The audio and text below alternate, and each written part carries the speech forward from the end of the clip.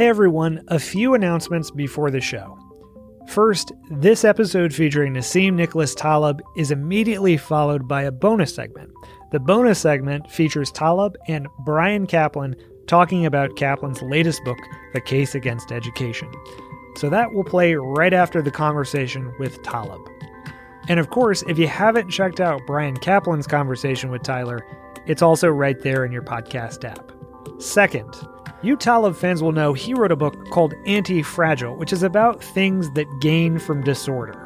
Audio recording systems do not gain from disorder, and ours failed for this live event. That means you're going to be hearing a backup audio recording, which unfortunately is of lower quality. If you're having trouble following along with the audio, I'd encourage you to click in the show notes to the transcript and enjoy the conversation that way. Lastly, this episode does contain some explicit language, so if you're listening with kids around, you might want to pop in the earbuds for this one. We'll be back in 2 weeks with Tyler's conversation with David Brooks. It sounds much better, I promise. Conversations with Tyler is produced by the Mercatus Center at George Mason University, bridging the gap between academic ideas and real-world problems. Learn more at mercatus.org. And for more conversations, including videos, transcripts, and upcoming dates, visit conversationswithtyler.com. We're very honored today to have with us the great Nassim Nicholas Taleb. I'm reminded of the words of the Hall of Famer Ernie Banks from Chicago, who used to always say, "Let's play two," when there was the possibility of a doubleheader. So Nassim Nicholas Taleb has been gracious enough to agree to this dual event, where first he and I will converse, and then he will talk with Bryan Kaplan. And just to be clear, as always, this is the conversation with Nassim Nicholas Taleb I want to have, not the one that you want to have. So, to start with a very basic question, on page 7 of The Black Swan, you mentioned the 1975 Lebanese Civil War as having been a black swan of sorts. And if we think back to the earlier history of the region, the growing role of the PLO in the country, the end of the Eisenhower Doctrine, which meant maybe the U.S. would not intervene, the prior conflict in 1958, ongoing differences in birth rates with more Muslims being born, wasn't it, in a sense, actually fairly predictable and not a black swan? How do you see the history of your own country in this way? No, it surprised everybody. It might have been predictable, but not at that scale for several reasons. The first one is that nobody understood the effect of modern weapons, because previous conflicts were more local, so the first, and more confined. We didn't have artillery, and then things died down quickly. And then you have another thing, that these idiots brought in the PLO after 1973 to Lebanon, as a way that Lebanon wanted to stay neutral with Israel, sort of like neutral, but engaged and say, okay, you guys can fight from here, but we're not going to fight Israel. So, and they didn't realize that these guys were the first thing they're going to do is try to take over the place. So the imbalance came not from within, but came from a huge number of armed Palestinians in Lebanon that disrupted the balance and caused immediately, as a reaction, the Christians to go and get on. What's the role of the Phoenicians in your thought? Well, I mean, there's a recent thing circulating that the Phoenicians didn't exist, and which is not true. I think, visibly, of course, they didn't call themselves Phoenician, but Canaanites, just like the Greeks didn't exist. Then you had some kind of confederation. You had occasional confederations among the states, the small little state, city-states with their hinterland. And then we know that they genetically, the Phoenicians seem to have come from Anatolia, largely. And they're, Anatolia is the same place the Greek came from. So there is a connection that was just discovered a year ago. And maybe in 5 years from now, we'll have a clearer view of rewriting history based on ancient DNA. But then we'll understand the people. Why was it that Phoenicians really sort of like had some kind of great working relationship with the Greeks? Looks like they were similar, maybe the same. They had the same grandparents, let's put it this way. And also, there's some mysterious thing. Why is it that the only people who were in Athens who were not metics, foreigners? Metic is basically an H-1B. You can go. So the only one who were not metic were the people from Sidon.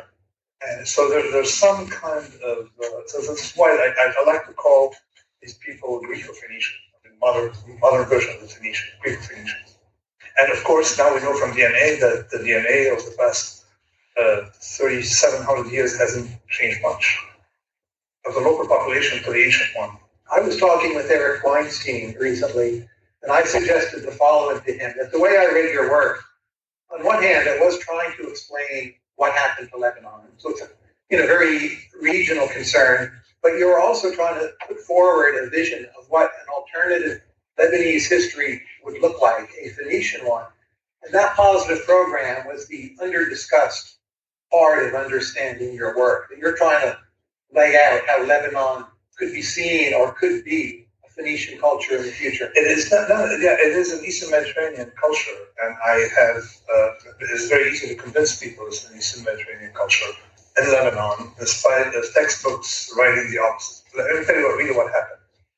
In 1860, the Christians in Lebanon did not write in Arabic; they wrote in a character called Gashuni. The American University of Beirut came in and tried to recruit Muslims. It didn't work. At the time, it was called Syrian Protestant College. And they couldn't convert Muslims, so they decided to convert Christians. And they translated the first translation of the New Testament, or actually the Bible, the whole thing, into Arabic. They thought was done by a surgeon, a Boston surgeon called Van Dyck. In fact, an attempt had been done 500 years earlier and failed. So this Arabization that started in the 1860s in Lebanon, when the Turks were around, is in fact what is a distortion of history, of perception, of habits. It's trying to bring that part of the world away from the Ottoman Empire, which was a Balkan, Eastern Mediterranean world in which the place had been, spent 500 years, and then before that, 1,000 years under Greco-Romans. So trying to move it closer to Arabia. And people bought the narrative because the Christians wanted to be non-Muslim, yet had the same rights. So they invented themselves some genetic story that they came from Yemen. They came from a tribe called the Benu Ghassan. So the Christians invented themselves some kind of story. Yeah, the Phoenicians were here, but the Arabs kicked them out. And we, the Christians, come from, and it turned about genetic bogus, that the population hadn't moved, and effectively it's the same people. And I see that you have Charles Corn. Charles Corn was the opposite narrative, the Western narrative, that we are Greco-Roman. We had the School of Beirut, Medieval School of Beirut, that for 500 years made or break laws. It's the only place where laws were made in the Roman Empire. We are Greco-Romans by culture. Let's go back to the Greco-Roman rule, away from the 150 years of Arabization. And if you go to Lebanon, you realize that 150 years of Arabizing people had no effect. So, You're Greek Orthodox by background, and if I were to ask, how do the Maronites fit into your schema? So there's a long-standing tension between these groups. It seems to me often that the Greek Orthodox would actually side with the Muslims, wanting a more stable Lebanon, suspicious of the Crusades, suspicious of the Maronites themselves. So what's your take on this? I'm glad you're asking me, because finally someone really understood the problem of this. Say, I'd rather have the tiara. They say that the sultans, when a lot of factions in Constantinople in the 1400s, the Turks were already in the area surrounding Constantinople for 250 years before it fell. And it was just a book entry. It was a book entry. There was a battle, but it was not. So, and a lot of initially, the Turks came in as a Byzantine Empire. And they were very upset at the Russian when they called themselves Caesars. What do you mean Caesar? We are, the Sultan is the continuation of the Byzantine Empire. And there was that tension east-west. And this manifests itself through religion. And let me explain what I saw. The coastal Levant was monstrously Hellenized, except for Beirut, which was Latinized, because the language of Beirut, people were horrified to see that they used Latin, and because it was school of law, but the rest was Greek, and the countryside spoke Aramaic. That's the fact. And if you see the religion schisms, they map to Aramaic speakers versus Greek speakers. So the Maronites, the monothelites, as the first schism. But earlier, of course, you had the historians as a schism. And you look at the line of how people had the schism in Asia Minor, and you see that these schisms were entirely driven by ethnicity, sort of like the English, the Protestant versus Irish Catholic. So if the English were Catholic, I'd bet you the Irish were Protestant. Right? So that's sort of like what happened along these lines. And of course, the Byzantines were very suspicious of the West, I'm saying, and they saw Islam as effectively, it was not really unrealistic thought, because if you look what happened, there's 500 years under the Ottomans. Serbia is Orthodox, Albania, part of it is Orthodox, Greece stayed Orthodox, Romania is Orthodox. These parts are Orthodox. So the idea, when you look at the world, the division, East-West, and Christianity, non-Christianity, it's thought that at the time there was three blocks. There were the French, those Westerners. There were the East Meds, the Rum, it's called the Rum. And then there were the Easterners, Arabs, Persians. And that was how it was seen. Okay? So this is, and of course people identified along these lines. And then progressively, when you had the heresy, people would go to Rome because the enemy is my enemy. So the Maronites, and Gibbon tells the story beautifully how they came down to Tripoli to do a deal with the Franks, with a group of Crusaders to do a deal with Rome, because of they wanted to move away from that. So the tension is not a tension that is modern. It is a tension, the one between the Maronites and the Greek Orthodox is a tension that has been there forever. Let me give you a theory. And one more comment that is something, since we're talking about it first, I didn't really know this stuff. I'm very honored that you're interested in the same thing I'm interested in. If you look at what happened also in Lebanon, people fail to understand a few things, that you have historians, basically the Syriacs, the Orthodox, and not Macedonians. If you look at these people, the Syriac speakers, who absolutely hated the Greeks, just like the Copts hated the Byzantines. People forget that before the Arabs conquered the Levant, they didn't really conquer the Levant, they just went through the Levant, and it's not interesting with olive oils, nothing else. So when before they came by, you had 2 generations of Persians in Lebanon. The Persians came and they brought with them historians. Historians are similar to Maronite, different heresy, and they brought with them some Zoroastrians. And then they left. The Persians were kicked out by the Byzantines. Those who stayed were Zoroastrians and historians, right? By some mysterious things, you find Zoroastrianism as a Shiite Islam born in Lebanon and converting the Persians in the same place where these guys were brought in.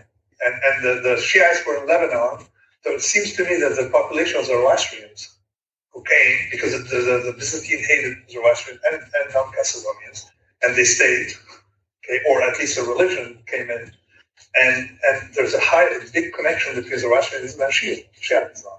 Sure. So let me give you just a purely subjective impression I have reading your latest book, Skin in the Game. So there's this long-standing tension with the Maronites, and you also have a very interesting discussion of why, in terms of Christology, Christ must in some way be at least part of man for God to have skin in the game. And I read that almost as your kind of intellectual reconciliation, that the new element for your big vision of what Lebanon sort of could have been and maybe will be, that you finally found a way of integrating the Maronites into your basic story that you yourself are willing to accept and indeed embrace. Okay, yeah, mea culpa, right? So 2 things about the Maronites. The first one is I was convinced until about 7 years ago that the Maronites were migrants who came to Lebanon from the east, because effectively their language, their liturgical language, is not Aramaic, but Syriac, which is Eastern Aramaic, and the brand that of course came, but it turned out, in fact, it's only the religion. Their DNA is as local as it can be. The Maronites are the descendants of the Phoenicians. So are the Shiites in Lebanon. We Greek Orthodox and the Sunnis have a little more Greek or stuff like that. So that seemed to me, when I really realized that they were autochthonous. So it was already something. So, second point, now let's talk about skin in the game. As I was watching, to connect to this, as I was watching Donald Trump debate the guys wearing suits, I knew he was going to win. I was certain he was going to win. I couldn't figure out why. I was so convinced he was going to win, at least that stage of the primary. And it turned out, I figured out, I said, yes, people love, and then it turned out that I had heard the day before the news that were effectively not that correct, that he lost more than $1 billion of his own money. So I thought about it. I said, okay, is there anything more human than showing a scar? Say, at least I'm real, and you guys are just like pencil pushers or whatever. So I thought about it. I said that the skin in the game, exhibiting risk-taking is effectively what makes you, elevates you over the rest. Traditionally, you exhibit a scar, or like Ahab, some kind of scar or some kind of sign of incapacitation coming from war. So effectively, it didn't hurt harm him. I was a practitioner coming from trading. The trader who lost a lot of money, at least is real. It's not like a bad thing. So I realized immediately that, and then I thought about it. I had trouble figuring out why is it that the Christian religion, we have that Trinity, which makes absolutely no sense to Muslims, and makes no sense to anybody who's not Christian. But it makes so much sense to you if you're Christian, right? So why is it that it makes so much sense to have a Trinity? And then what? Okay, then the Christ, is he God? Well, it's sort of like God, but he's not God, right? So you want to figure it out. Then you figure it out. If I go to the circus and I have the fellow walking on a tightrope with a parachute, I'll ask for my money back. You see, that's not how it works, right? So the Christ was sufficiently meant to have skin in the game and sufficiently God to be God. So it worked, and for that we had to concoct a story that appears to be absurd, but is necessary because it kept coming back to the Trinity, no matter what they tried. Let me try comparing you to another best-selling Lebanese author. Are you the anti-Khalil Gibran? You both have books of sayings. You're both, in a sense, offering sermons from exile. Both moved to America, but he was Maronite. His influences are maybe Baha'i and the Sufis. Yes. And you're, in a sense, doing everything in reverse and rebelling against him. Is that true? Well, not quite, because when you grow up in Lebanon, you don't have a lot of... you think that Gibran is kind of new age stuff for America. The idea of Gibran is not a serious... And plus, the other thing is, he comes from an area right above my village, like 30 miles away, 30 kilometers away. Well, and they invaded us 2 or 3 times. so Charlie versus Amun, my village, which is Byzantine, the last Byzantine outpost, and they'll come and invade us. So maybe you want to do some psychology on that, but really, Gibran has never been in high standing in my, a lot of people are in high standing from the area, but not Gibran. Let me try a question a reader emailed to me, and I quote, "What advice would you give to the timid and unconfident? Does one seeking conventional employability and respect out of lack of imagination or lack of confidence deserve only contempt? How does one be in the world meaningfully if you're not awesome?" Okay, so that's the exact opposite. The point is that we are imperfect, and the way you can function best is accepting we're imperfect. This is why we have theology. If you want perfection, you can find it in theosis and find a lot of things. Incidentally, to go back to the idea of being orthodox, theosis is a way for us humans to rise above our condition of human, right? And it's given to it's open, it's equal opportunity for everyone. So, if you consider that we are imperfect, and the way really you can rise is through honor, sense of honor, by doing duties for self-sacrifice, then you realize this skin in the game is taking risks for the sake of becoming more human. And just like the Christ, he took risks and he suffered. Of course, it was a bad outcome, but you don't have to go that far. So that was the idea. And it's sort of, I didn't talk about theosis too much. I just mentioned one footnote, but it's sort of like you understand that the way that we're not in here to eat mozzarella and go to Tuscany, right? And we're not in here to accumulate money. We're in here to mostly to sacrifice, to do something, right? That's and the way you do it by taking risks. Some people take risks, and some people labor in the fields. But you have the option of doing either one or the other. But my point is, you should never have someone rise in society if he or she is not taking risks for the sake of others. Period. That's one rule. And the second one, you should never be public intellectual if any statement you make doesn't entail risk taking, which is a fact. It comes with, in other words, you should never have rewards without any risk. So that's the thing. And then you can accept inequality if the person who's unequal is taking risks, because that would make things rotate. For example, if someone becomes a billionaire, okay, it's fine, he's unequal, but you got to keep taking risks. You cannot be locked into a frozen upper class condition and then use your situation to use the government, to prop you up there. And that's a good thing about America. It's a rotation that you have. When it comes to childbearing decisions, do men have enough skin in the game? Well, I mean, I don't know if we can divide things so narrowly, because men have lower life expectancy, so visibly, and have had in history lower life expectancy. I don't know about today in Washington, D.C., it's not reversed, but they have, and of course, you have more criminals among men, with one ratio 10 to 1. In jail, incarceration, so you have a high rate. So maybe not in the bearing the child, but in doing something else that's dangerous. Let me ask you another question about religion. Is volatility in floating exchange rates a big problem? Volatility and floating exchange rates. So when it comes to religion, again, I wrote in here, we don't know what the F** we're talking about when we talk about religion, because people start comparing religion. The thing is ill-defined. There's some religions that are religions. Some religions are just bodies of laws, like Judaism and Islam are not religions like Christianity is a religion. The exact opposite, and let me explain. The foundation of Judaism was law, right? But it was municipal. I mean, it was for the tribe. It was law. You shall not. So what is this? Okay. And Islam, the same word din in Arabic means law in Hebrew. Okay, but not in Syria, which is a Semitic language used by Christians, when they use two different words, one nomos, law, and one din for religion. So why is it so? Because the Islam and Judaism are laws. It's law. There's no distinction between holy and profane. Whereas Christianity is not law. Why isn't law? Simple reason. You remember the Christ said, well, this is Caesar, this is not Caesar, because the Romans had the law. So you're not going to bring the law because they already have the law, and very sophisticated law in that. The Romans.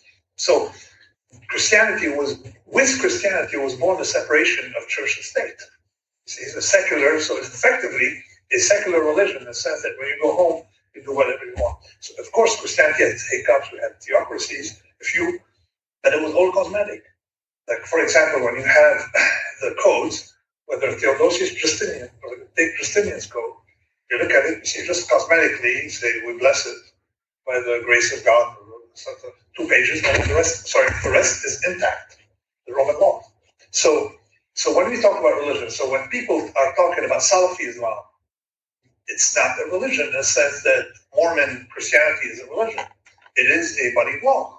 It's a legal system. It's a political system. It's a legal system. So when people are very confused when they talk about religion. The comparing things, they're not the same. And effectively, when I say that I'm Christian, very different from saying I am whatever something else.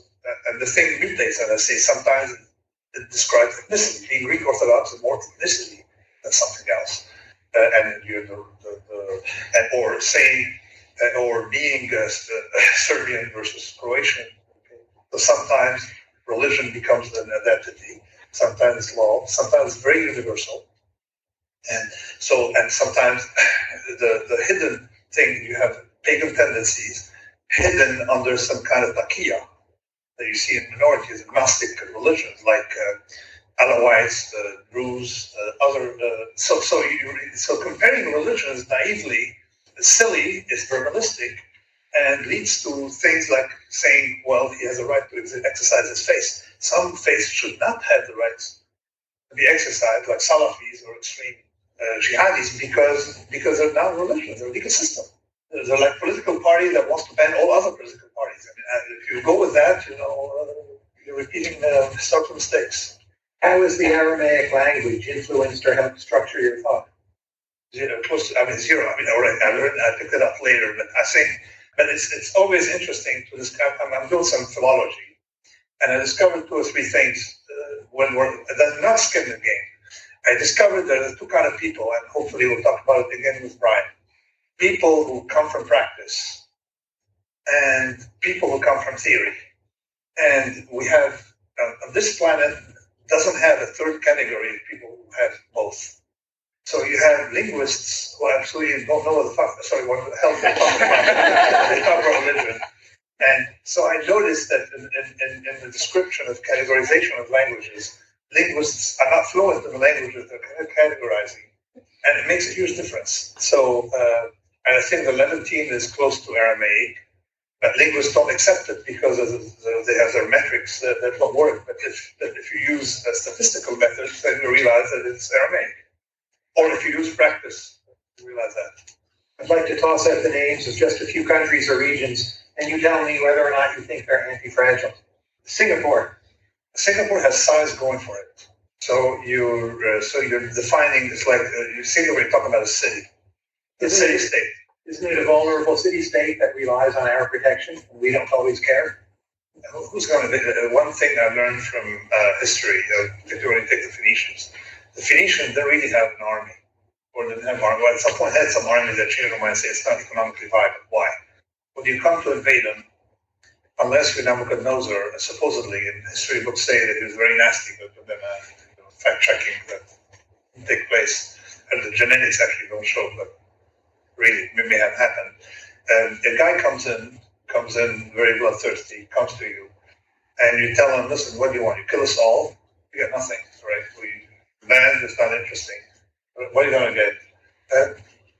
We'll give you 5%, all right? So what do you want, 5% of something or 100% of nothing? So that's how the Phoenicians operated. So someone would come in, well, I mean, they had a hiccup with Alexander. 1 pound Tyre had a hiccup with Alexander. But they had an ego problem on both sides. But other than that, we haven't had. So it worked very well as a system. But the solutions did conquer the Phoenicians, right? The solutions came in. They say, okay, the system at the time was patronage. You come in, you're a vassal state, and then you say, what is it? So, and then you guys are libertarian here. You understand? If I live in New York City, so I have 2 options. One, pay the state with all of this, now it's going to go 50-some% taxes, and you almost get nothing. Or you go to Mafia Don, you give them 2%. And you get protection, you get all the things that you want done, 2%. Right? So that's exactly what happened. So think about the defense budget if it were run by the Mafia. All right? So the guy would come in, so the system at the time was a system, when you say conquer, the imperial methods everywhere, including the Ottomans, before them the Romans, before them the Seleucids, and the Ptolemies. The Ptolemies who had more integration, but the whole technique was you come in. Oh, and remember that government role in GDP was at the turn of the century in France 5%. Okay, last century. So you're not part of anything. You're just paying taxes to someone you never see. So that was the thing. The integration usually was through commerce, not through military conquest.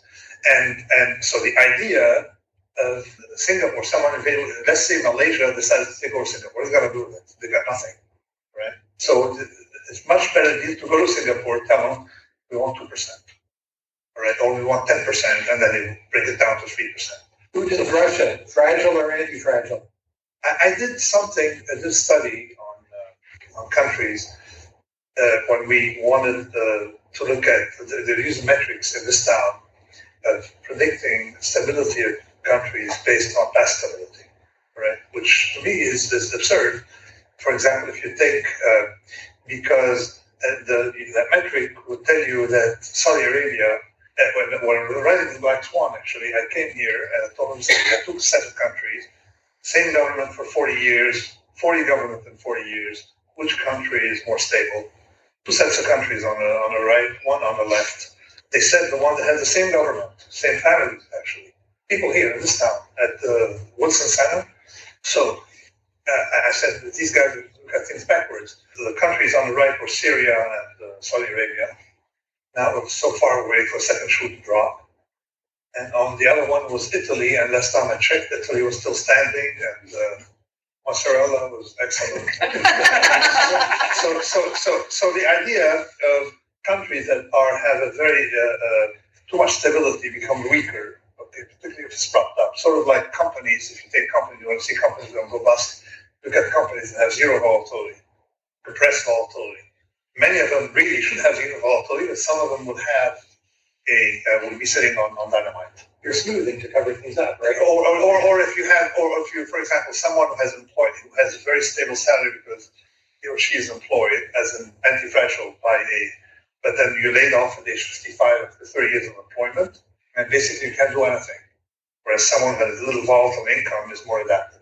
So when I looked at countries, we looked at countries in the Eastern Bloc, and these countries had effectively the two properties. One, they took a lot of heat during that period. You know, the post-Soviet phase was very, very, very, very, very, very rough. And all of them, Armenia, Georgia, Russia, Romania, all of them, in fact, improved through that phase. Okay? So, country that, so this makes me believe that they can take another economic crisis, any crisis, and survive. They have proved the ability to survive. I'm not sure France can manage. Tomorrow, they have the same disruption. Erdogan's Turkey, fragile or anti-fragile? I'm going to Turkey in 2 weeks, so I'd rather answer when I come back.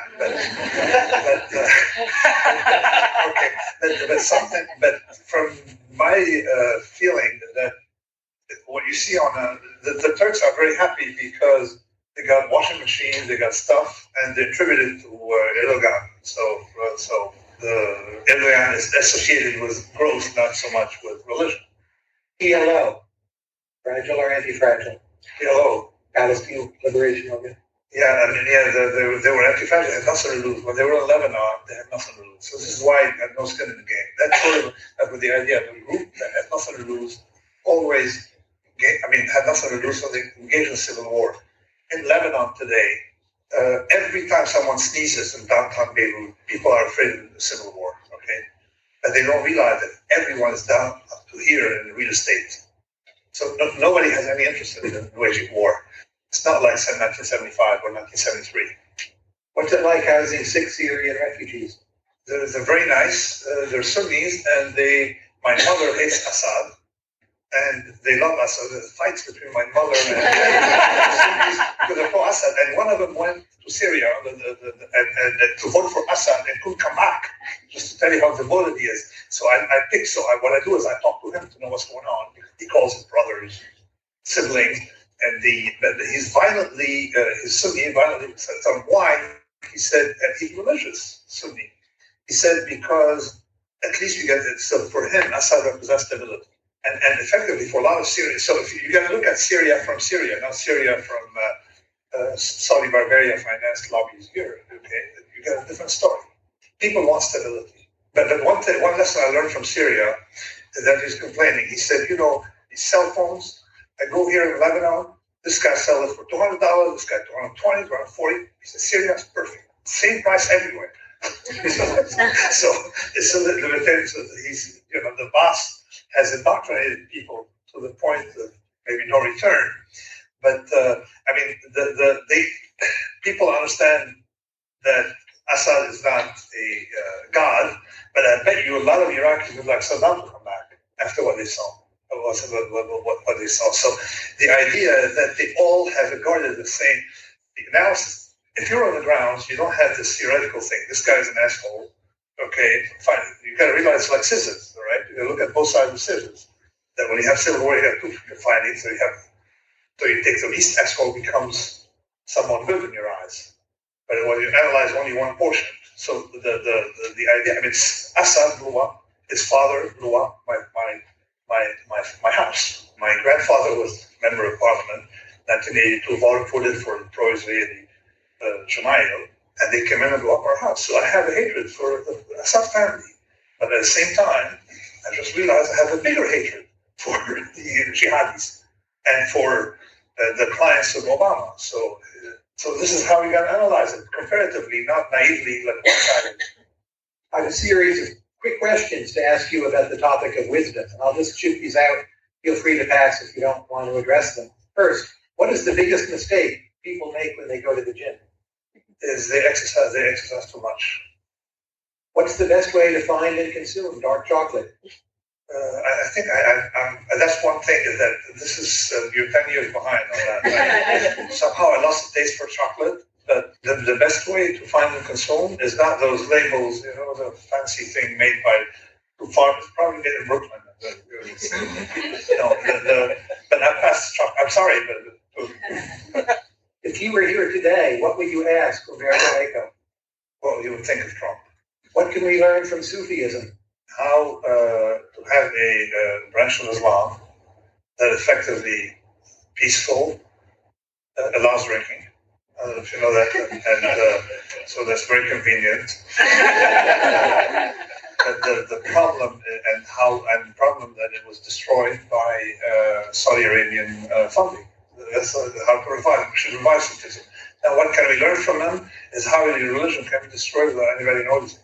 The number of Sufis, Ottoman Sufis, big Tripoli, Lebanon, it was Sufi. Okay, why did it become non-Sufi? Because of funding from Saudi Arabia. You indoctrinate 2 generations, and that's it. How do you find the right mentors in life? I don't know, but I know how to find inverse mentors. How do you do that?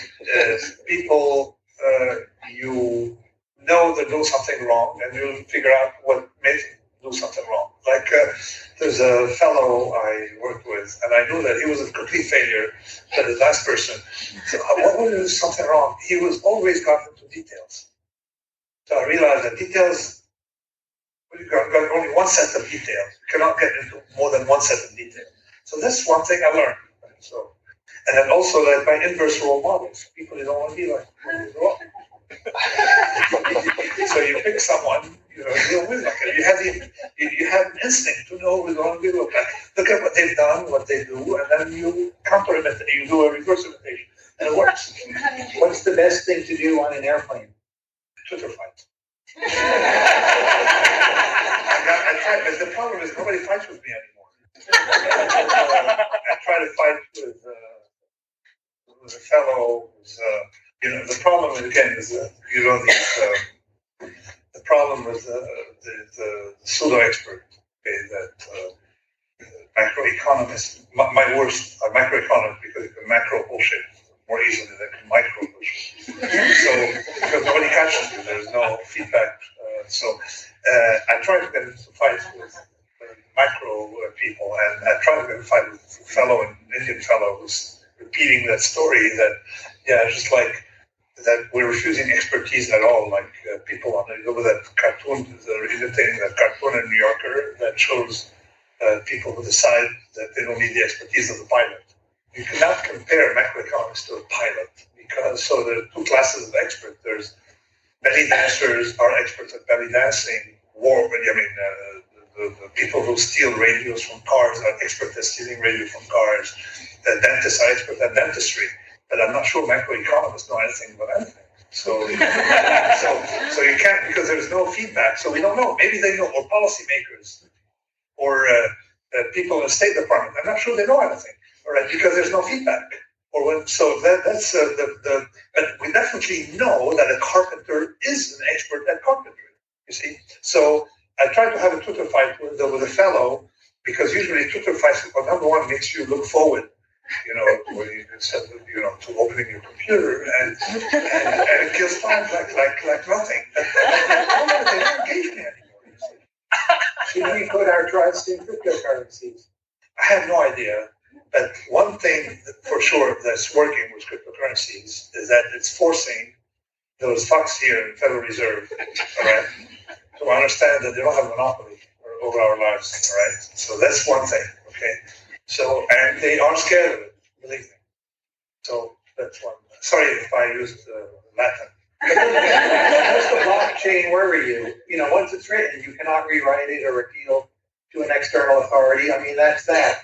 Or if enough miners in northern China somewhere decided to collude and hit 51%. It seems in some ways a quite non-robust system, maybe under small probabilities. But okay, the systems get robust typically. I mean, we have had that equivalent of blockchain was letter of credit.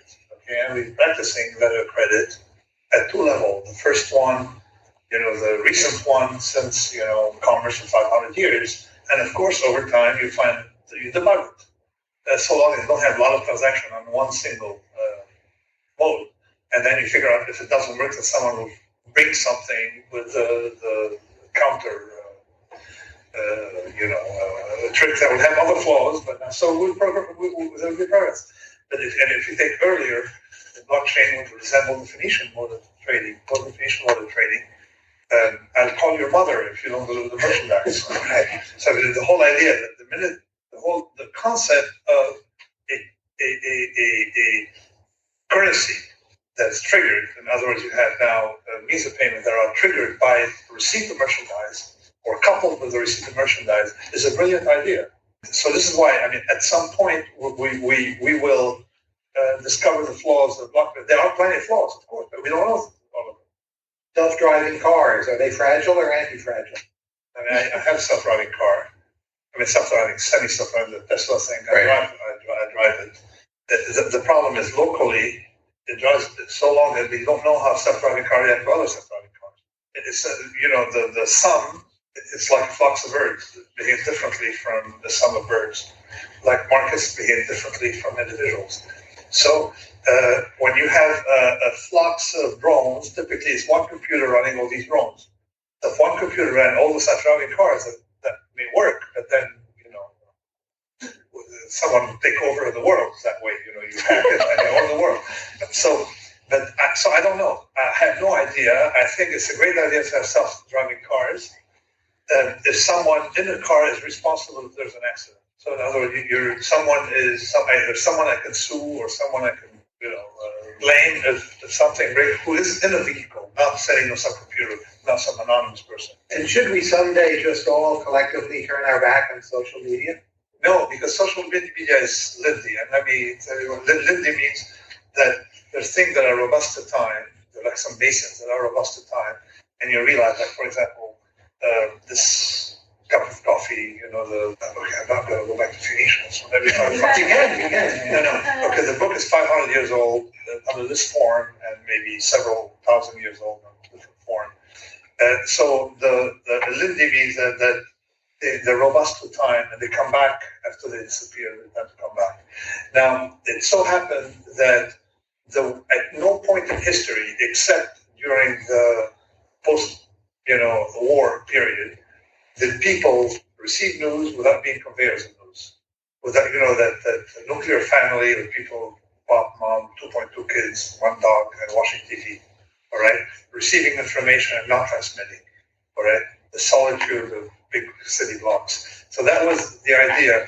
Well, that's gone because traditionally you get the news and you convey the news. So you're a recipient and a conveyor with a little bit of alteration in the process. So, and then we get back to the social media. So and you very quickly learn to identify, like there was a false alert yesterday in Saudi Arabia. There was a coup or something, but you can figure out that there are some people you can trust, others you can't trust. And those you can't trust, you quickly identify them. So like those who cry wolf all the time. And so social media is bringing us back to a naturalistic environment because, say, in Athens, where was the news? What was the newsroom? The newsroom was a barbershop. You go in, you give information, and you take information. Or the fish market. You go in, you get fish, you get information, you get information. And funerals, where you go in, you chat, think like you cry, and then you get all the gossip. So that is with gossip machines. You see. So it is. So social media is great in that respect, and I love it because I don't know if you. I refused to have a book tour. I refused to give media interviews in the US, at least. I did one in London by accident. I sent my book to newspapers. So Random House said, "What?" I said, "Okay, find other authors." So okay, they agreed, although they cheated, I think, by sending some people books. So there was no book review in the US, my book, all social media. And it opened number 2 on a bestseller list. It tells you that you don't need the New York Times to exist as an author. That Twitter is sufficient. Twitter and some Facebook, that's it. For our final segment, I have a few questions on what I call the Nassim Nicholas Taleb production function. So you've written a few times that you've described yourself as an ascetic in some ways. How did you become an ascetic early in your life? Ascetic? A-S-C-E-T-I-C. Yeah, you mean up the mountain? You mean? Yes. So I'm not that ascetic. It depends on what you're ascetic about. But I discovered, okay, so let me give you an anecdote that's in the book. One day I went with someone to dinner and went, okay, I wanted to go to a taberna. No, you gotta go to a better restaurant. So I ended up having a meal, which like you have to realize, look at meal in a 3-star Michelin restaurant. Where you sit down, you have fawning people, this microscopic work, and it's work. It was like going to work, right? You concentrate, you're afraid, you're biting too much, and you get all these sophistication for nothing. Then I realized that as people get rich, they get controlled by the preferences, get controlled by the outside. And it was like, I don't know, $200 a person. And I said, okay, I'd rather pay $200 for a pizza, okay, and would pay $6.95 for the same meal, right? Except that by social pressure, this is how you lose control of your preferences. It's a skin in the game. But, you discover that your preferences are, people are happier in small quarters. You have neighbors around you in narrow streets. People are happier having meals, and I'd rather eat with someone else a sandwich, provided it's good bread, all right, artisanal bread, than eat at a fancy restaurant. So it's the same. The thing that I discovered little by little that even from a hedonic standpoint, okay, this sophistication in fact a burden. But aside from that, there is something also that from the beginning you realize that hedonism, like pursuit of pleasure for pleasure's sake, there's something about it that gives me anxiety, right? So, whereas on the other hand, doing something productive, not productive in the sense of virtue signaling, but something that I think like fits the sense of honor. Feel good. So, what books influenced you early in life, say before you were 15 years old? The book I kept rereading is the Deserto di Tartari. So even before you were 15? Yeah, before 15, and I read it many times. I'd say when before 15 I read Dostoevsky. And again, I mean, and I read The Idiot, and there's a scene that maybe at 14 when I read it, is the Prince Mishkin was giving the story. It was autobiographical for Dostoevsky. He said he was going to be put to death, and as they woke him up and were taking him to the execution place, he decided to live the last few minutes of his life with intensity, and he devoured life. It was so pleasurable, and promised himself, if he survives, to enjoy every minute of life the same way, okay? And he survived. In fact, it was a simulacrum of an execution, and Dostoevsky, and effectively that says the guy survived.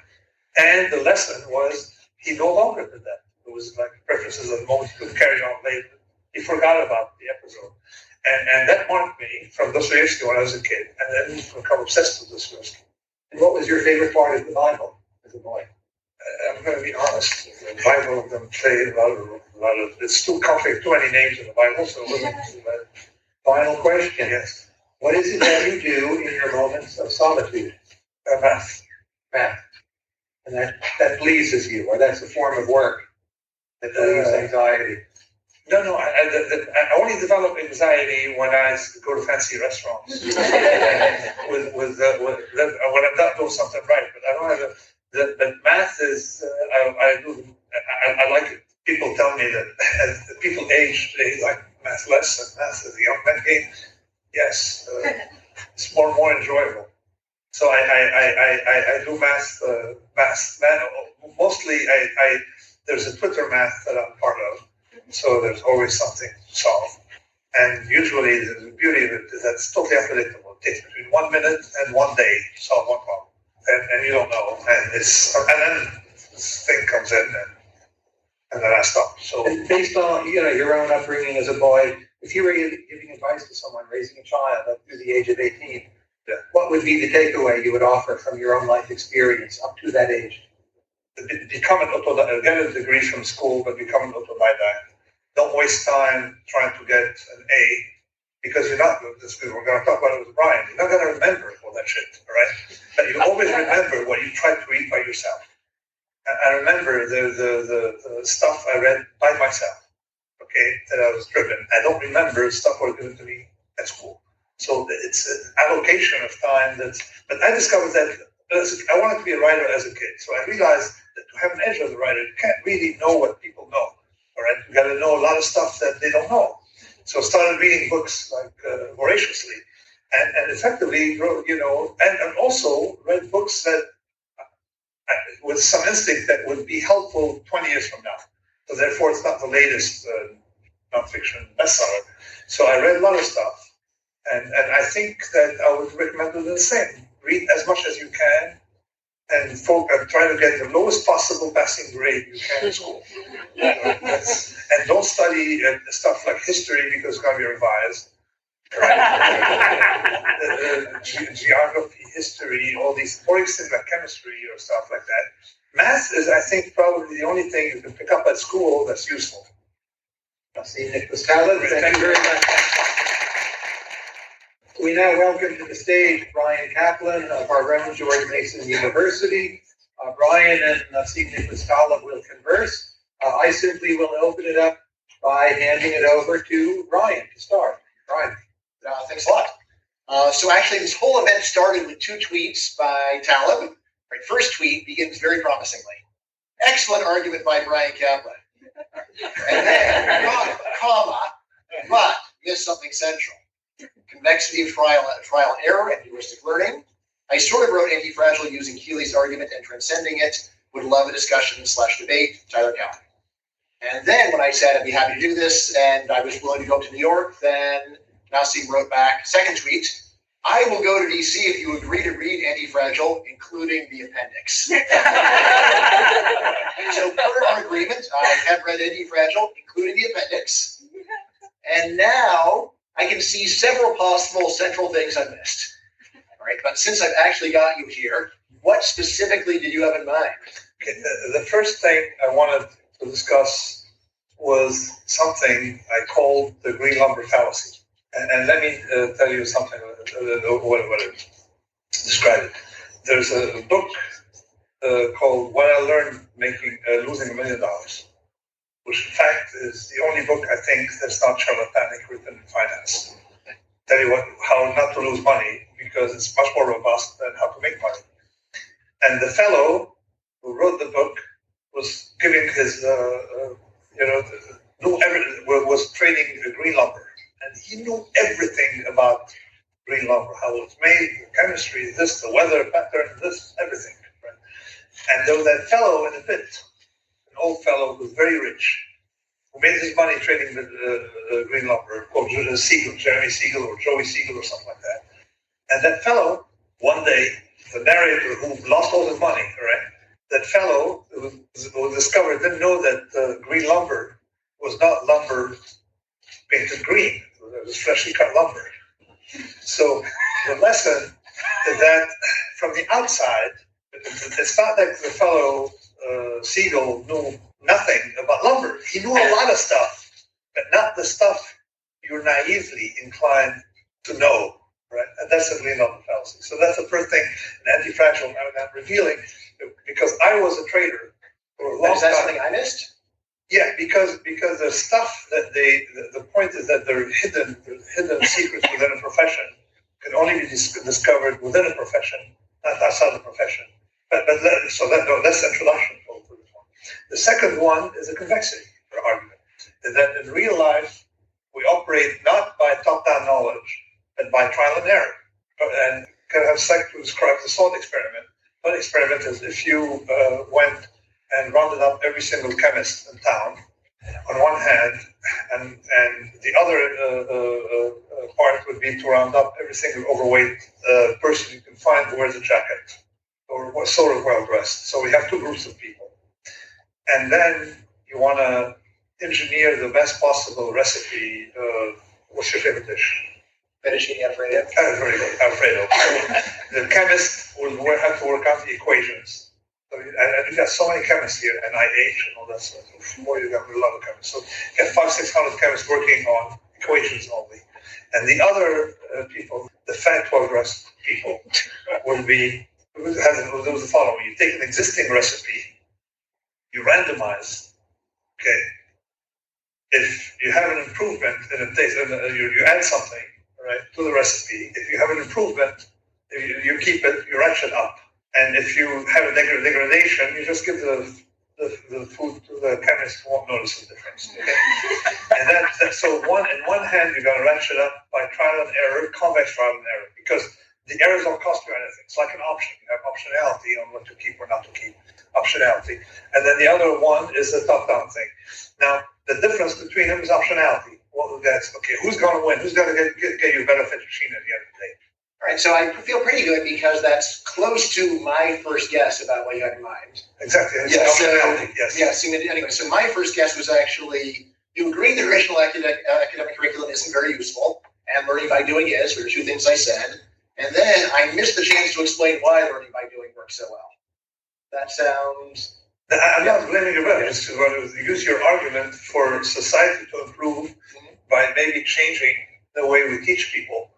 Okay. And also put some historical background, since we have Tyler here, for to put some Greco-Roman stuff around it, okay? Because the Romans despised theory, and the Greek despised practice, which is why the first the black swan is to Mandelbrot, the Greek among Romans, and the next one is dedicated to Ron Paul, a Roman among Greeks. so the Roman. So understanding that the engine behind everything is convexity. The chapter, I think, or the comment I made was, I'd rather be antifragile than smart. And said I'd rather, because if you're and you can model it, and I did a Monte Carlo by showing the population of people who actually are stupid, but not very stupid. Okay, but they do a lot of trial and error, and people are very smart, like the chemists, but they can't do a lot of trial and error. And then you realize that those who do trial and error, if they have the intelligence to realize that what they got is slightly better than the previous thing, would get far ahead. You need 1,000 IQ points to match someone who's aggressively doing trial and error. That was the idea. And then teaching people that, okay, is impossible unless you have practice. And so the route I was suggesting education is you make people work as nurses, and then they go to medical school. And effectively, I spoke to a lot of doctors, and they think it's a good idea because they're afraid of medicine being now becoming too theorized. You make people run a small mafia local, or whatever. You want a racketeering shop, or a casino, or something like that for 7-8 years, and then you go study economics. and stuff like that. So we're living longer. So this idea of front-loading education makes no sense. So just rising. So there are plenty of countries where you don't have to get an undergraduate degree to go to medical school, right? And in the U.S., first you do an undergraduate degree, then you go to medical school. Sounds like you're saying better to be a practitioner for 4 years and then maybe go to medical school and just skip being an undergraduate. Not skipping undergraduate. No, start undergraduate later in life. At age 30, think about that model. I know because I started training, right? I had no idea. First of all, I didn't like school. I like to read books, and I was at ADD, so it was boring for me. So I started training, and then I discovered math. And I said, "Oh, this is interesting, right?" So I started discovering math. So I got immersed into math, and 15 years later, I went back to school, right? So I went back to try to do math. In fact, we did 10 classes, and did my thesis, and that was it. But the idea, and I started writing papers. So the idea of having to start by theory and ending up with practice doesn't work. You should try practice then theory. That's the wrong way. So now, what do you think about people who make the following argument, which only you can decide whether it's a true black swan argument, but people might put it forward as their version of black swan argument. So I've heard a lot of people say, well, sure, virtually all of these subjects that you're learning in school are useless, but there are positive black swans. Once in your life, an academic subject you studied is going to turn out to be absolutely crucial. I mean, like one example of this, there was a guy who said, well, look, actually, French was really important. It was totally worth the time because one time I was at Charles de Gaulle Airport, and if I hadn't spoken French, I would have missed my flight. And they're like, well, so you spent 3 years studying French to avoid one missed flight? That seems like a pretty free. But anyway, but you can imagine someone giving something like that, saying, sure, almost all the subjects are no good, but there's one, you're going to get one positive black swan out of your whole education, and that alone makes it all worth all that effort. The counter-argument is vastly more potent. You're spending how many hundreds of hours studying something you're not going to remember later, whether you could spend that time learning a craft like how to break into safes, right? Whatever. I mean, you can learn it, I think, a lot of time.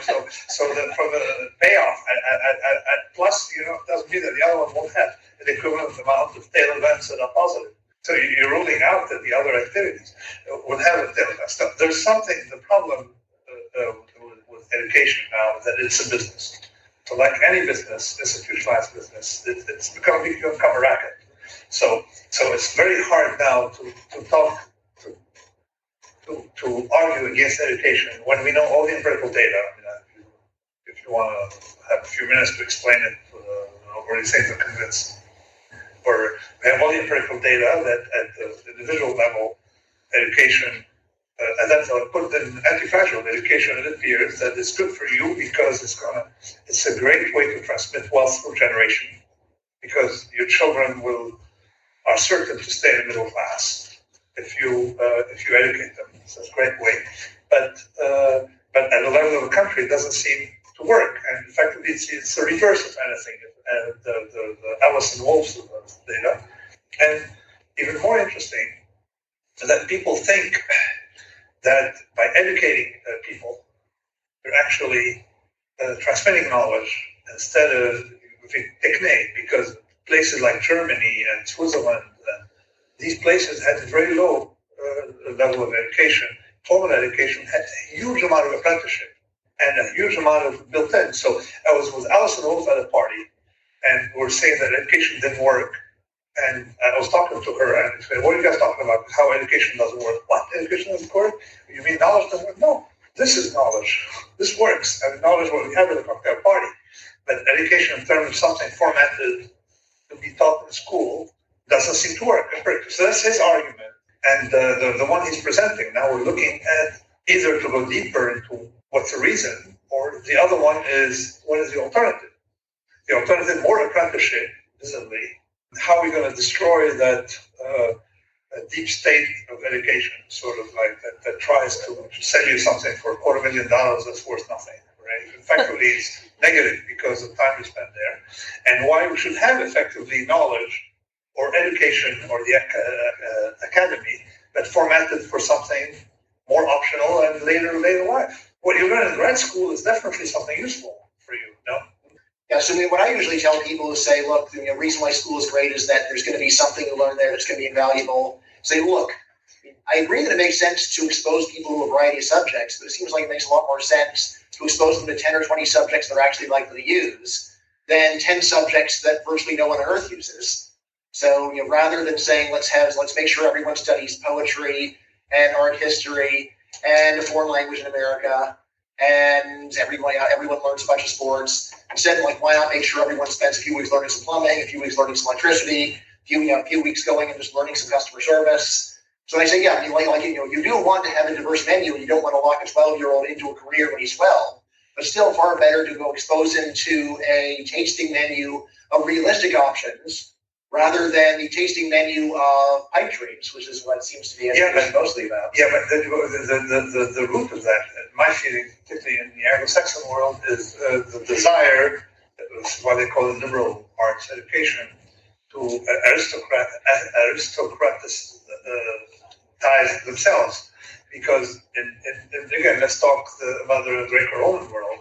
You had the trivium and quadrivium that were absolutely nothing practical about them. Rhetoric, grammar, so things that the liberal education was what people learned to be in order to become aristocrat and idle upper class, right? And then you had the real professions, how to become a baker, how to become something that was looked down. And the English, when the upper class, of course, they didn't want to be working class, so they sent their kids to learn that stuff. And this is what came to America. So education is split in two. You have technical education, like law, technical, the professional education, law, medicine, what else? Engineering, all right, and all these things. And then you have mathematics. And if you look at historically, the engineers didn't really connect to the other ones because the Roman engineers did not use Euclidean geometry. And we only started using Euclidean geometry late in life after the educational system started including mathematics for these people. Engineers would build cathedrals like Euclidean geometry, and it was actually more robust. Euclidean geometry gives you these ugly corners. Whereas before, because they don't know where the right angle is, whereas before it was more involved with rule of thumb, and so it's different. So they had a separation, segregation. So what you want to do is, if it's liberal education that's contaminating the rest, or is it the technical that's contaminating the education, we have expectation of education we should be having. So you say, okay, this is the kind of thing you do, like piano lessons, all right?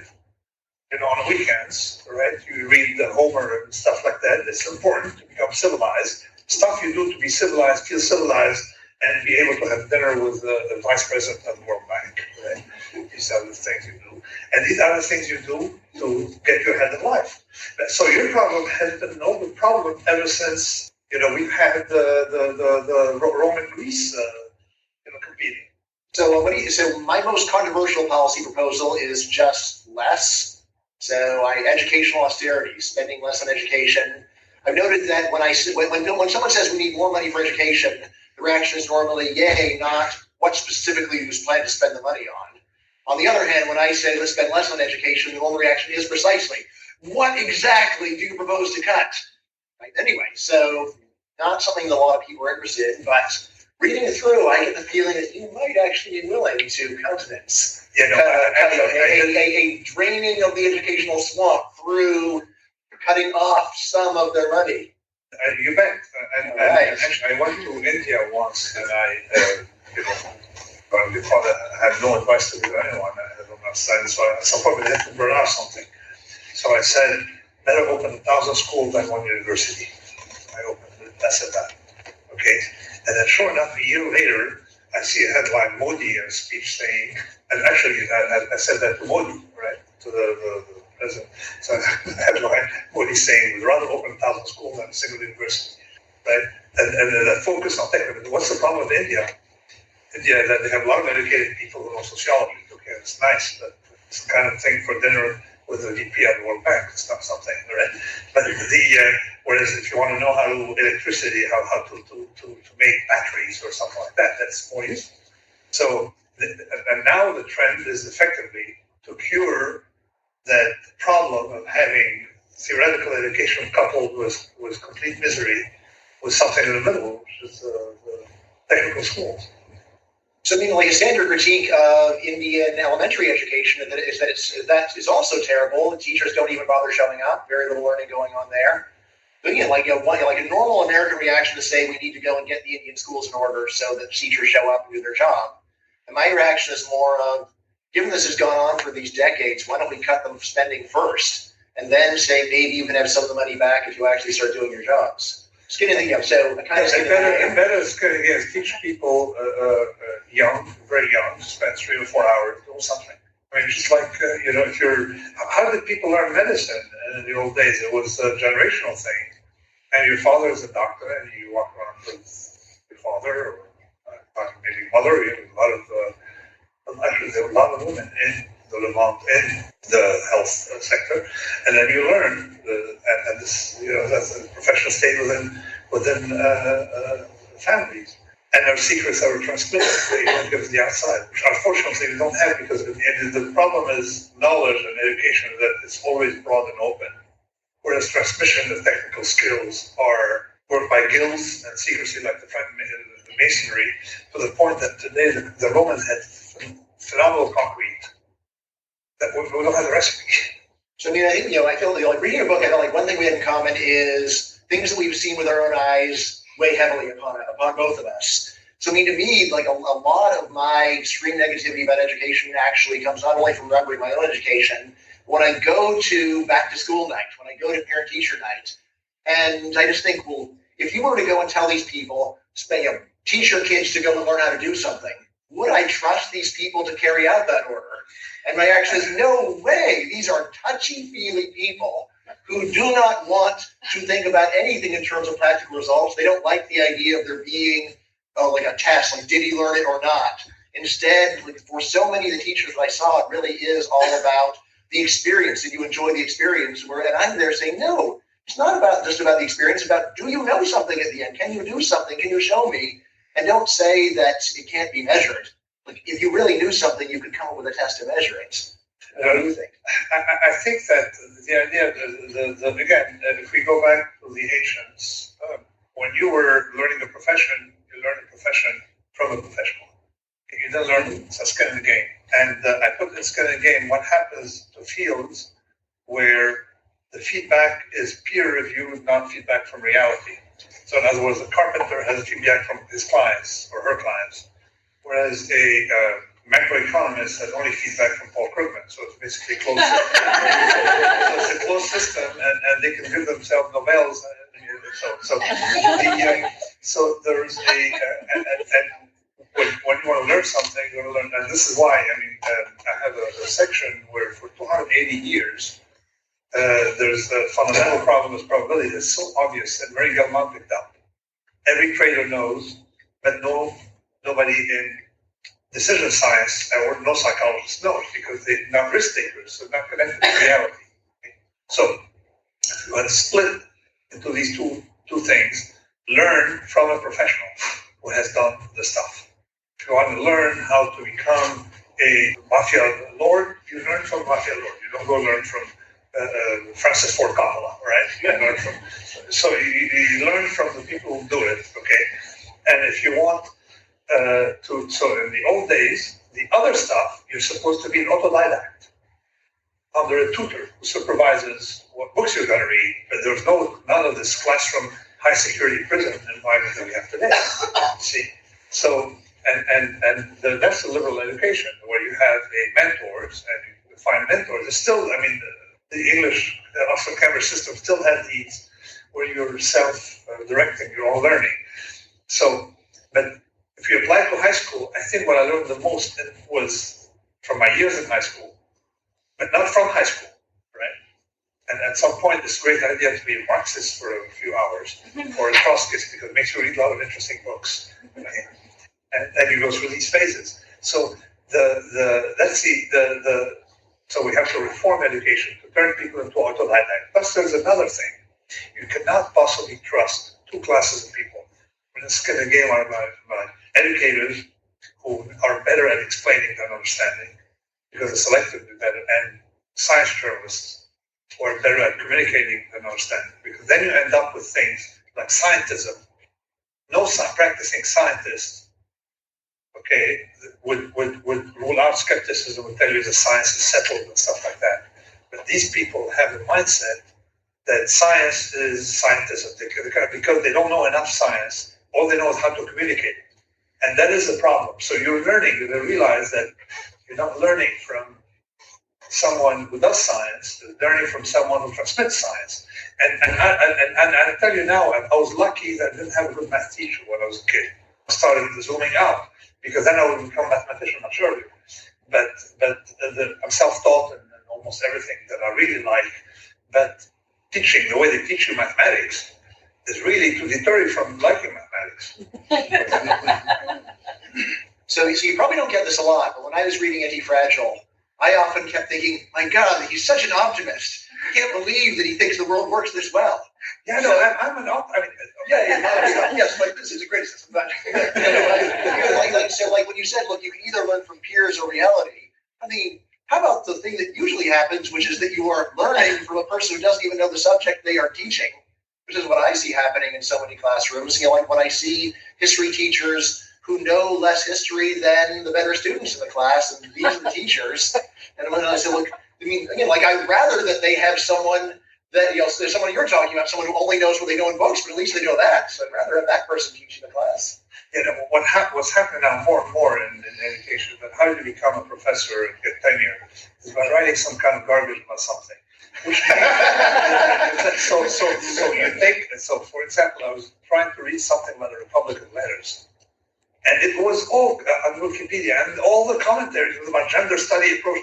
I don't want the theory, but I wanted the facts, and you can't get the facts. So we end up with a lot of people, in fact, today, this generation, because of the competitive environment and a closed circuit in the humanities, that basically don't know anything about humanities. All they know are the theories du jour about this, and the post-colonial approach to this and that. And for example, when you start arguing with people who studied about something called Middle Eastern study, which shouldn't exist at this moment, but let's assume that they start talking about colonialism. The French spent 21 and a half years in the Levant, right? And as a United Nations mandate, explain to me the colonialism. They say, well, they don't even know the basic facts. Because the more you have a ratio of theories and the big words, isms, and stuff like that, and the Marxist, so someone that's good at Marxist interpretation of this and this in the post-gender world, right? And they don't know the facts. So this is why you can't rely on these instructors to teach you the humanities, because you don't get tenure from knowing the facts. You get tenure from inventing some post-structural theory of baking beans in mid-Sassanite Persia. That's how you get your tenure. So these guys are ignorant. In other words, wouldn't it be a big step up if we replaced current academics with equally ivory tower academics who just have a command of the facts? Yes, but how do you select for these? Well, basically in Europe, for example, they have a separation between researchers and in France, for example. So instructors are supposed to know the curriculum. Actually, they're tested, not, on agrégation, they're tested on the subject. So, and the people who produce papers go produce papers that nobody reads and put your energy there, and we're going to give you a good lifestyle and some income that's lower middle class, right, for researching, and leave us alone. So this is how the French works. And you get so people who instruct, tell you, give you history lessons, know actually some history. You don't have that in a more competitive environment. Yeah, so one argument that I made is that almost every student has an intuitive understanding of the signaling model that I'm defending in my book, where I say the main thing you're trying to do is impress employers, not actually learn the material. And here's a passage out from Antifragile that is very signaling friendly. So, quote, I wasn't exactly an autodidact since I did get degrees. I was rather a barbell autodidact, as I studied the exact minimum necessary to pass any exam, overshooting accidentally once in a while and only getting in trouble a few times by undershooting.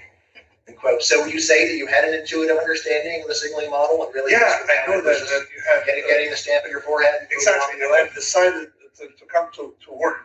Decided to come to business school in America. Why this was very difficult to get in. Sometimes I said, okay, let me try. What do you have to do? You have to take this test. So what do you do? Test is GMAT or something like that, scores. So you go in and you spend you buy a lot of coffee. You lock yourself up for a month taking these, and then you go take the test, right? And first of all, you forget right after once you've taken the test, and you go to business school where you realize that business school is mostly a way to meet people who are going to give you a job, the first job after business school, and everybody will forget, that's phase 2, it doesn't count anymore. And then later on, I became an employer when I was employed, and I never had anybody from business school. Nobody who was so signaling, and plus they come and argue. So you hire someone from, for example, you notice there's something, is if you went to business school, unless you went to the top 20, at the time it was a waste of money. But in mathematics, if you can go to the top 25,000 school, number 25,000, and it's still useful. You see, so you realize that there's some things that can be taught in that structured environment, like engineering, mathematics, or chemistry, or belly dancing or stuff like that. So, where at business school you have no skills. It's basically, so there is a signaling that you discover, but I didn't need the signaling beyond my first job.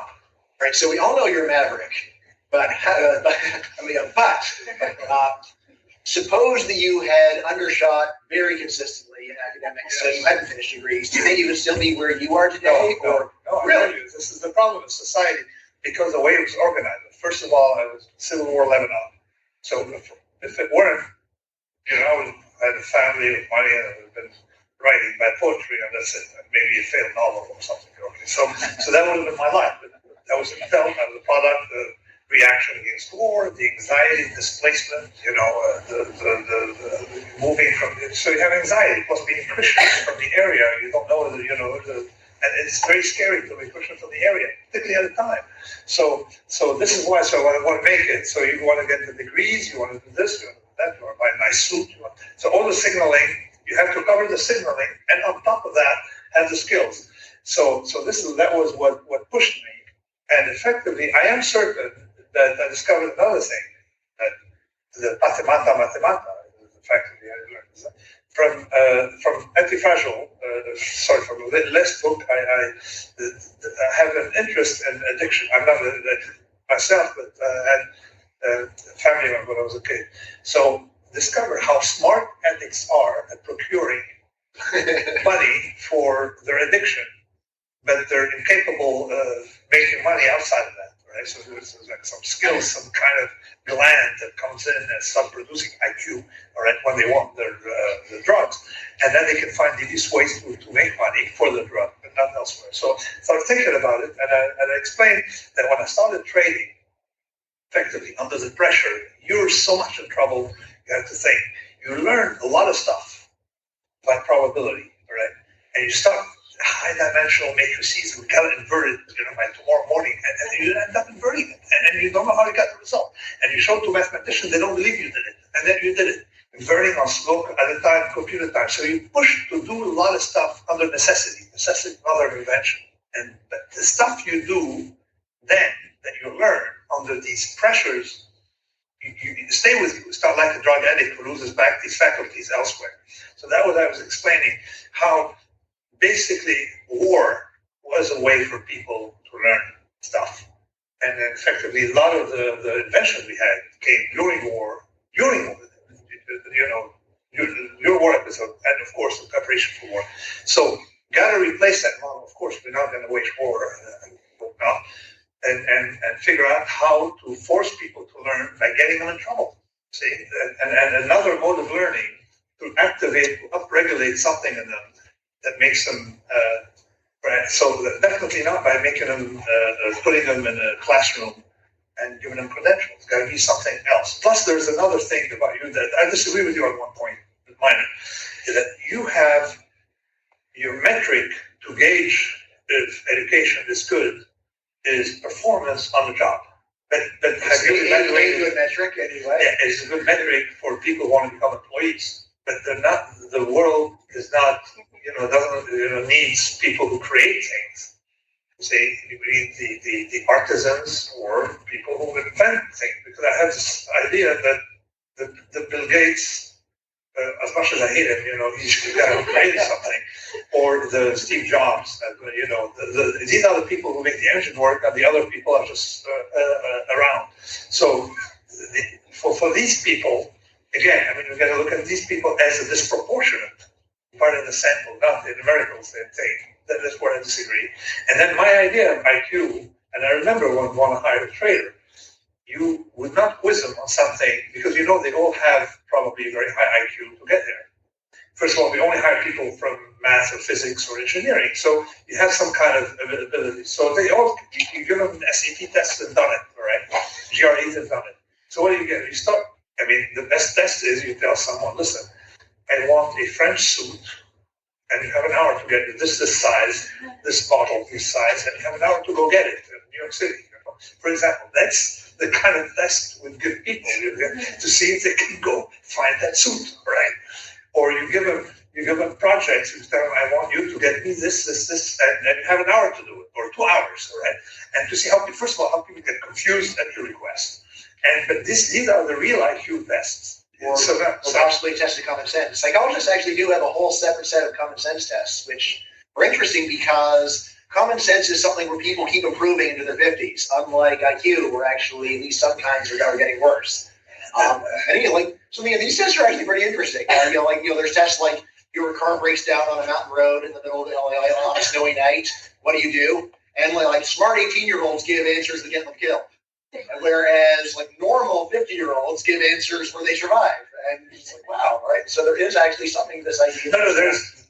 I think of getting the suit as part of the part. A lot of that is actually testing common sense, which is an important but actually a different kind of skill. But that's a central skill you need. It is important. There's a skill you need. Is how do you make it through an airport and get me an empty hand? I like empty hand. Clean with butter, all right? And I got 25 minutes to get one, and then no internet at a time. It's not to be a search engine. So these are the tests that really will tell you if the person is going to succeed unless he's starting in entrepreneurship. What do we do when the car breaks down? Yeah. That's a good question, right? So, the original tests were actually written before there were cell phones. So then it normally involved getting on the other side of the barrier and then walking carefully to a call box.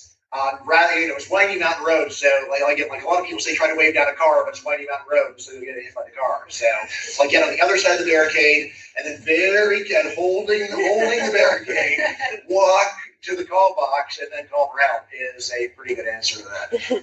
So totally different question. So it seems like you and I are very much on the same page on valuing vocational education. There are a lot of academics who say no.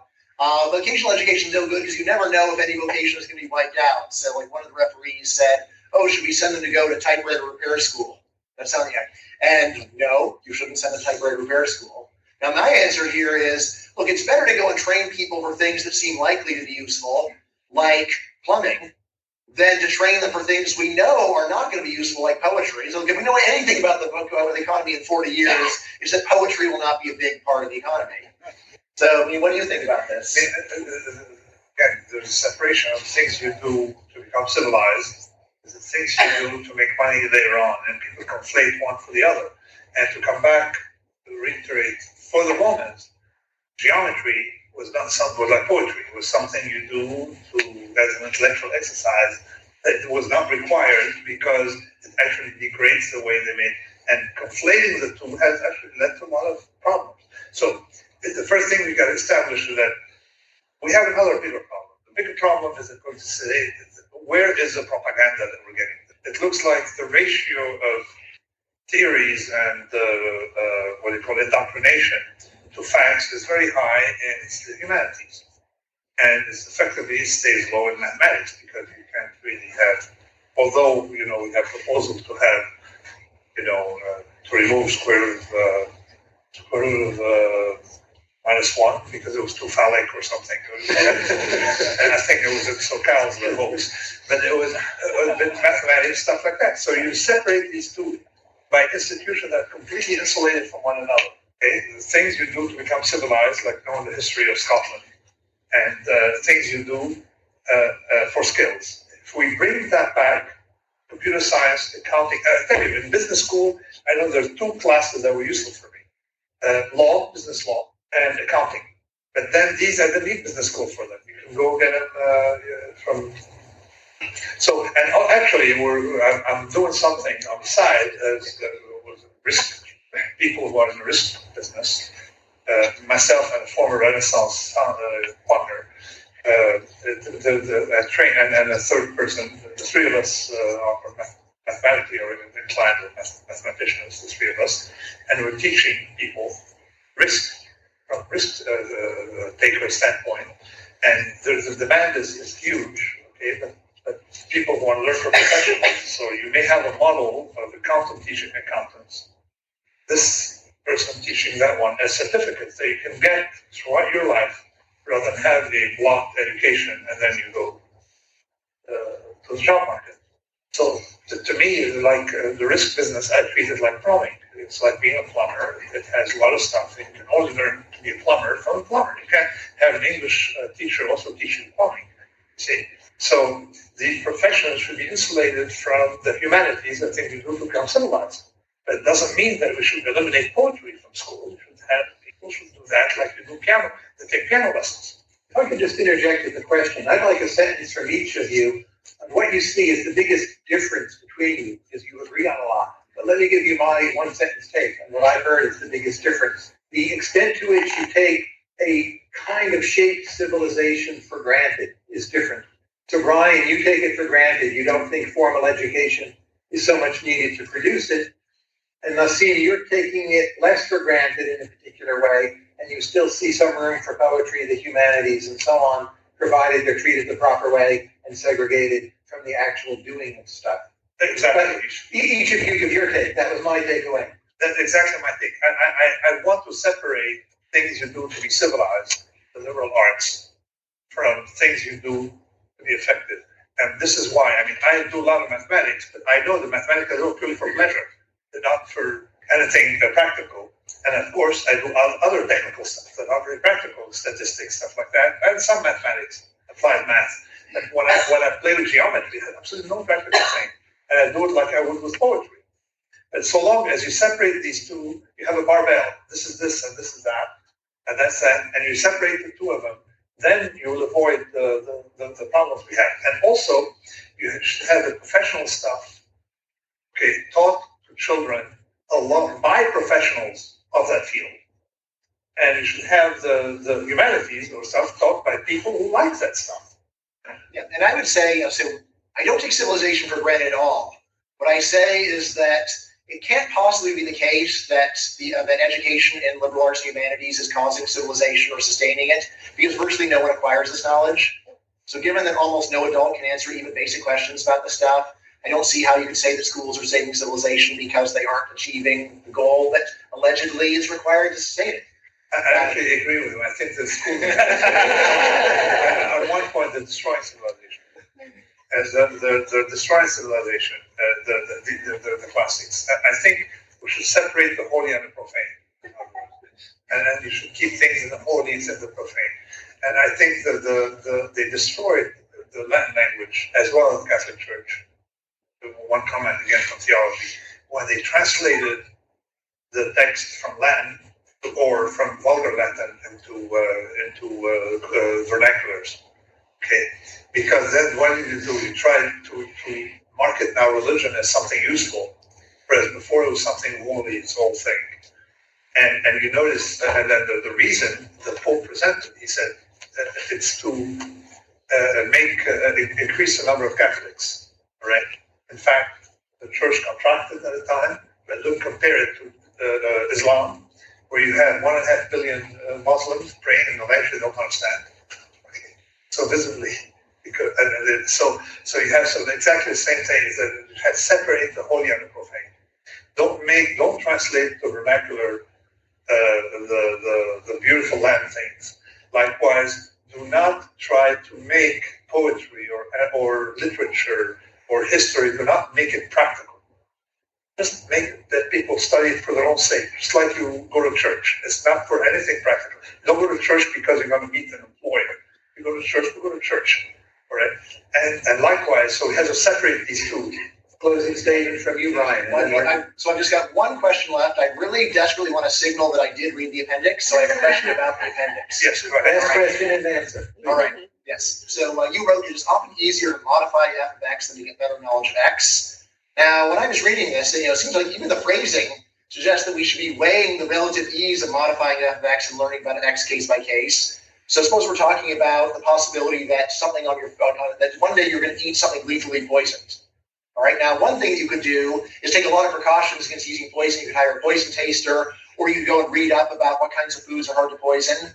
On the other hand, you could just go and say hardly anyone today gets poisoned by this lethal poison put on their foods, so low probability, and I'm not worried about it. The latter reaction is actually my reaction. Am I wrong? Should I be worried about being lethally poisoned or not? Let me rephrase the f of x and x, and then you'll see that it goes right and wrong. So what I say is that there's a fundamental problem I noticed in probability and statistics, is that people, you take X with what will the stock market do tomorrow, and you study the properties of X instead of study F of X, how it affects you. Because you can have a payoff, you change the payoff, and so X is knowledge, which is exactly the left side, that is one thing, but don't conflate the conflation of X, how it affects you, F of X. So for example, if you take random events, if F of X is convex, you have optionality. You see, some people have optionality from random events, some people have negative optionality. It's technical, but we don't have time to explain it, but the gist of the point is one of them is knowledge, the other one is how it affects you, what you do with it, you can change it. Like, for example, one of them is what will happen if there's war, and the second one is the insurance contract, F of X. When insurance company puts a clause, so it doesn't affect them anymore. They put it in a clause. So one of them needs a statistician, the second one needs a lawyer. A contract, so you mitigate your risk either by understanding the risk, which is very hard, or by having a lawyer who puts a clause to protect you from that event if it happens. That's F of X. So the idea is that there's a conflation between the two. I'm not saying that we should ignore X or ignore F of X. I'm saying that we should know whether you're dealing with X or F of X. Whether are we dealing with a food composition or are we dealing how it affects us. So that's the F of X. So this is my answer. And put it in context of poetry is X, whatever it is. F of X, how it affects us. F of X is a Techne, and X is the Episteme. See, and the ancient always separated Episteme from Techne. The problem is, as society got rich, everybody wanted to reach education by imitating the aristocrats with the illusion that it's going to help them get rich. Whereas in fact, it's the kind of thing you do when you're already rich. And this is where Alice and Wolf and Pritchard come in to discover that these educational things are effectively the product of societies that are rich and definitely not causative to wealth. Thank you both very much.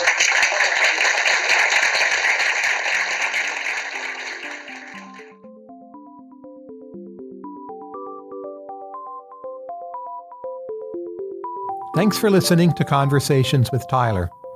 You can subscribe to the podcast in iTunes, Stitcher, or your favorite podcast app. And if you like this podcast, please consider rating it on iTunes and leaving a review. This helps other people find the show.